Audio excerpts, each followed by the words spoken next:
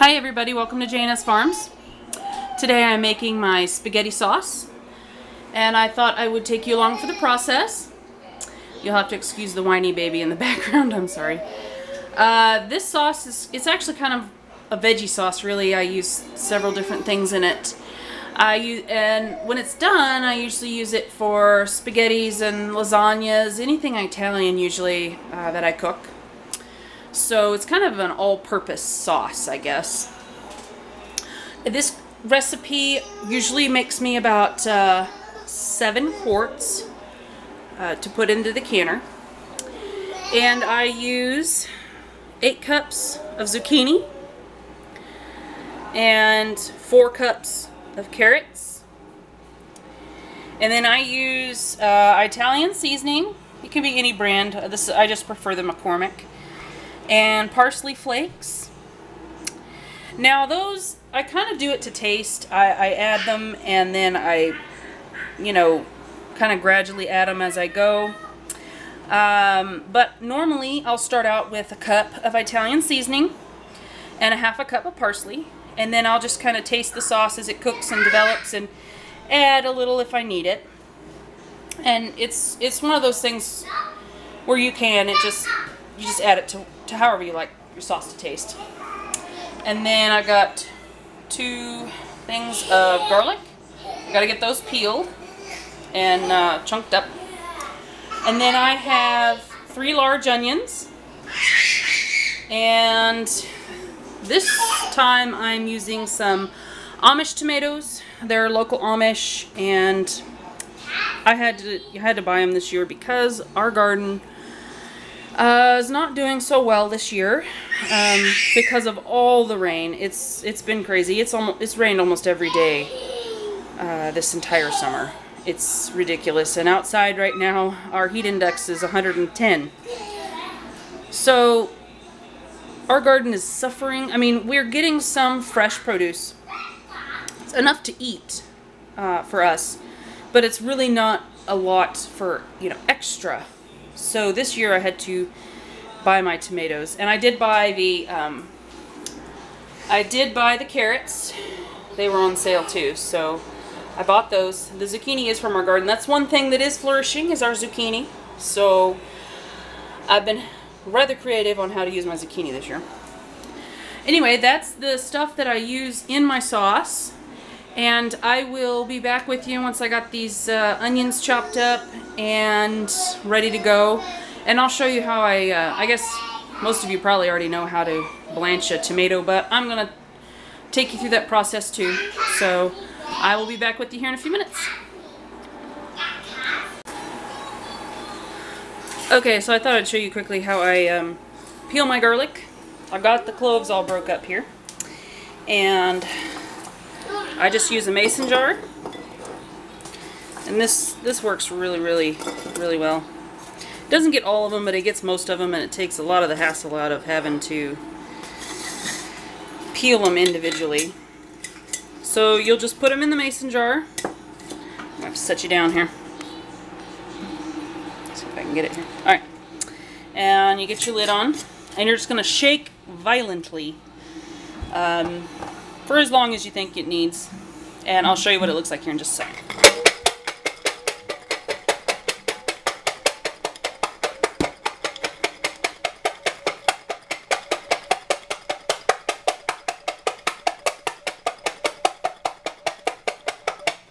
Okay. And as you can see, it's about halfway there. Most of them are peeled pretty good, so we're going to go a little bit longer.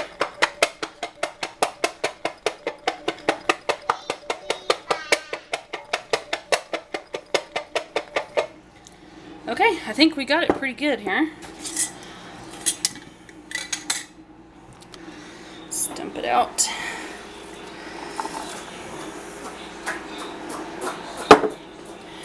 Okay, looks to me like it got them pretty good. See? It's pretty quick, simple. See, this one's got a little bit of skin left on it, but not much. That one's already naked. Ray, we don't need your input, sweetie. See, that one's pretty naked. It's got a few little things on him there. Anyway, I just thought I'd show you how I peel my garlic. And then you just rinse the jar out and you're good to go. So, alright, I'll be back with you when we're doing tomatoes this time. Okay, so now I'm going to work up the tomatoes. Can I sit down here, Ray? Excuse me. Excuse me. Thank you. Okay. Now, before I blanch my tomatoes, I usually core them because I don't like coring hot tomatoes. No, baby, please don't do that. So I just use my finger as kind of a guide as how far I want to go down in, and I just cut around the core, and just like that. And I will get a few going here for you, and then we'll go blanch them. Sometimes if you think they might be a little bit far gone, like this guy, he's got a little bit of stuff on him, but I don't think he's bad. You just smell him, and then you just cut out any of the bad spots that you might see. Smell him. See, he smells fine. And then you always want to have a slop bucket. Uh-oh, I just had one fall off the couch. I'm going to have to let you go here just real quick.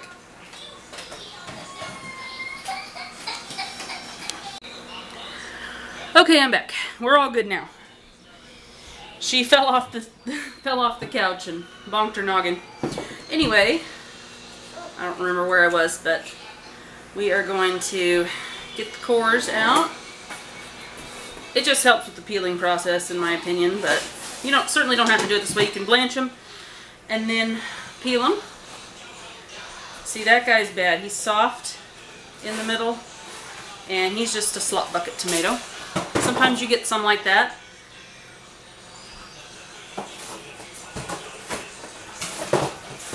I didn't have a table this year to set them out on so they could finish ripening, so I had to leave them in the boxes. So I'll have a few of them that are waste, but the hogs will eat them. The hogs like all the slop that I give them, so they'll pretty much just eat everything.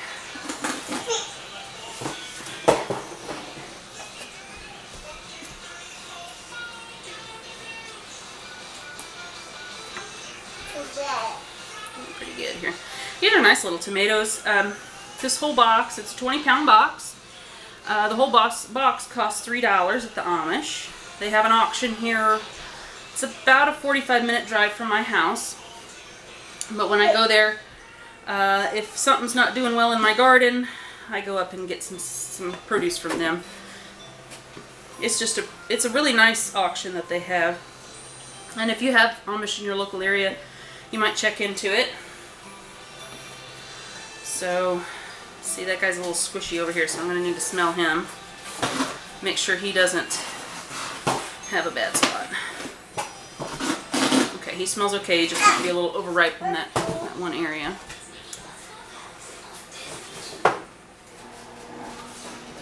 Okay. Okay, now we've got a nice bowl of tomato over here. And I'm going to take you over. I'm going to go over here to the stove. Oh, and it ended up being about a half a cup of garlic. And that's about how much I generally use. And I'll put that in the blend I make here in a minute. Okay. Alright, now you want to make sure your water's good and boiling.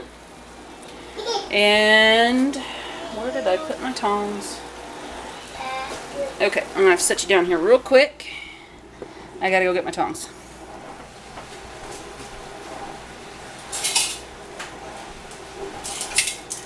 Okay, so I just set them down, and they don't have to stay in very long. By the time I get these things put in the... Okay, this is hard to do one-handed, oh my goodness gracious. Anyway, sometimes I usually use my hands, but I don't want to burn myself on camera. That would be kind of embarrassing. So I'm going to put about half of those in there. And I usually have another bowl, but I forgot it. Let me grab one here real quick. For the ones that are done. I'll set you down here real quick. Hang on. Sorry for the bumpy ride. Okay. 1 second. I'll be right back.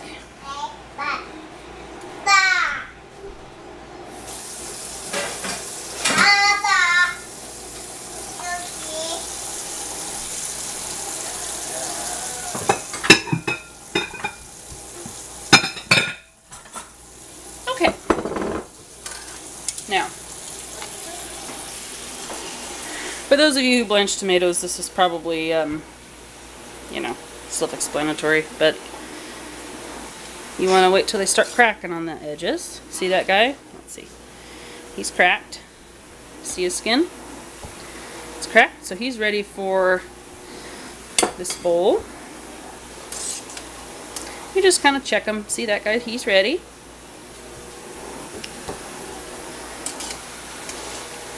I don't see a crack in him yet. They really don't need a lot of time in here. Yeah, his skin's pretty darn loose. So we'll go ahead and put him over. Okay.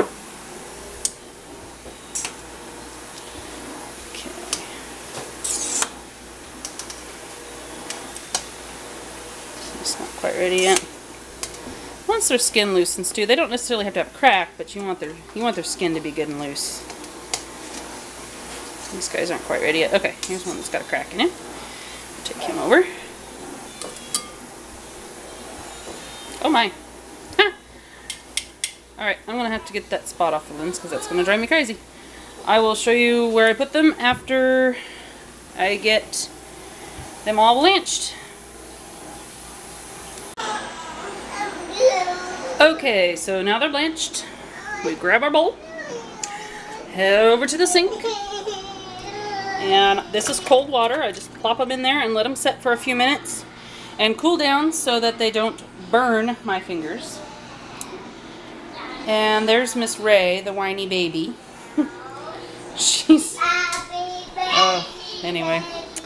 So, I've got the rest of them blanching here. And when I get them all blanched and peeled and sauced, or excuse me, blended up, I'll blend these into a puree. And then I will put those in this other pot over here. And then I will blend up all the other stuff and put it in and get that to boiling. And then I add my tomato puree as I go. That way it doesn't all boil over at the same time. Because if you put it all in at the same time, it tends to want to boil over. And that's no fun. You have to get two things going, and then it just takes forever. So I just kind of add my tomato puree as I go. And I will get back with you when I am ready to blend up the other vegetables, because I don't think you really want to see me pureeing tomatoes. But anyway, alright, I'll be back with you here in a minute. Bye. Okay, so they're cooling now. And the skin comes off pretty easily, as you can see. And then I just have a bowl over here that I put them in.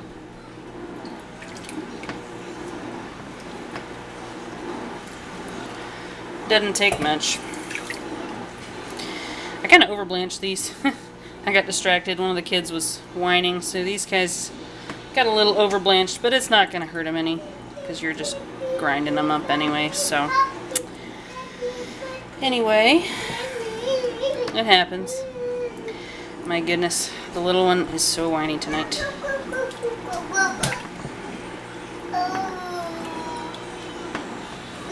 Did you fall? You're okay, I promise you.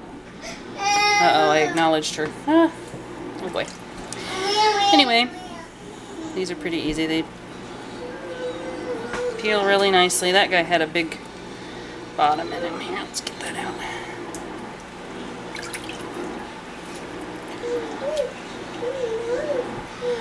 Anyway, and the hogs really like the skins too. they pretty much are kind of garbage disposals around here. They eat everything. Okay. This guy's peeled here. Took some of the tomato with that guy. Yeah, that's one of the ones I overblanched. They get pretty soft if you overblanch them. It's getting into being cooked, really. Get out of there, you want everything. And then, see, they're ready to go into the blender now. I don't have to core them at all. When I was a kid, we used to have canning. I guess you'd call them canning parties. I don't know. The whole family would get together and bring all their produce, and we'd all can and just split the produce when we were done. Split all the canned goods. We don't do that anymore, but it was always kind of fun to do that. What, honey? Oh, I'll pick you up here in just a minute, baby. Anyway, I'm gonna finish this up here. Ray, honey, I'm sorry. Sorry for the whiny baby, guys. Just been a day. Okay, got all those. Okay, I'm gonna take you over here. There's them. Let's see if I can do this one-handed without making a giant mess. And this is our blender. It is a Ninja blender. And I'm going to put some of these in one by one here.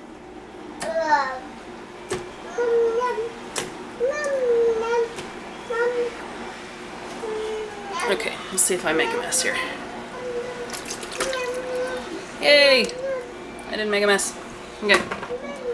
Just kind of crunch them down in. And I do crunch them in, and then I pour some of the juice off to try and get most of it off. So that way the boiling process doesn't take as long. So I'll be with you. I'm going to blend these up, and I'll be back with you here in just a minute and kind of show you what it looks like when it goes in. So I will be right back with you. Okay guys, so I just realized I forgot to tell you how much tomato puree to use. So, as you can see, 9 cups is in this one, and I usually use about 4 of those. So, 36 cups of tomato puree, if I can talk. And I'll be right back.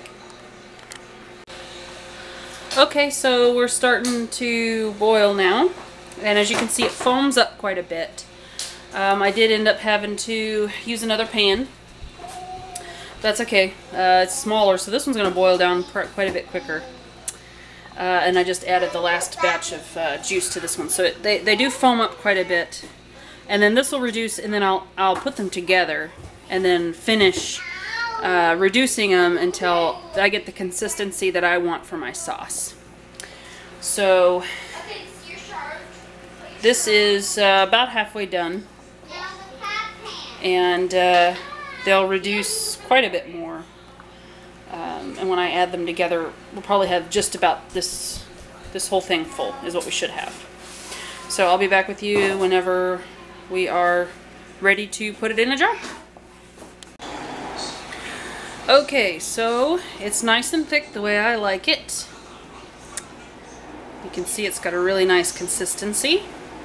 This is the way I like it. It's good and thick, and it's got a really good flavor to it. I did end up adding about a 1/4 cup of Italian seasoning, and I also, instead of crushing up some more garlic, I used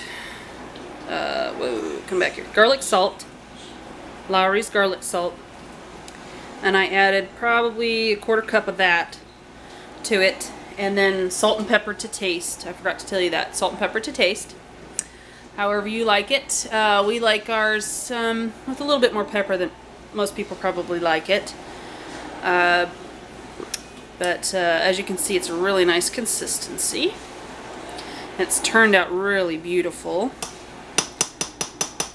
So anyway, I did end up adding those extra things to it, but we've cooked it down, and this is the result. And I will show you what it looks like after I get done canning it. I can it for on 15 pounds for 25 minutes, just because it's got the carrots in there and it's got the zucchinis in there, and I want to make sure I get it good. So that's what I can it for, and I will show you what it looks like when we are all done.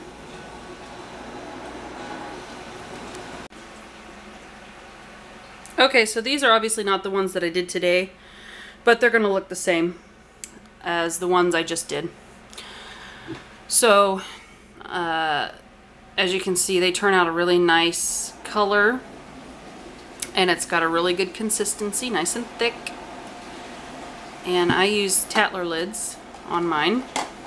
Anything I'm not gonna say give away as a present or anything like that, I put a Tatler lid on. Anything I know I'm going to be using.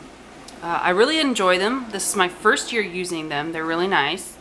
It took a little bit of getting used to, because you got to do them a certain way.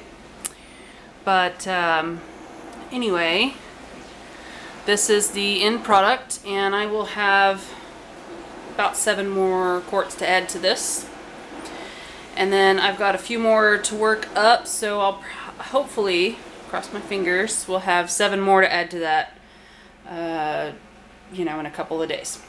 So this is my sauce, and I use it for anything I do Italian. I hope you guys enjoyed, learned a little something. Any questions or comments, let me know. Be happy to answer. And you guys have a good day. Talk to you later. Bye.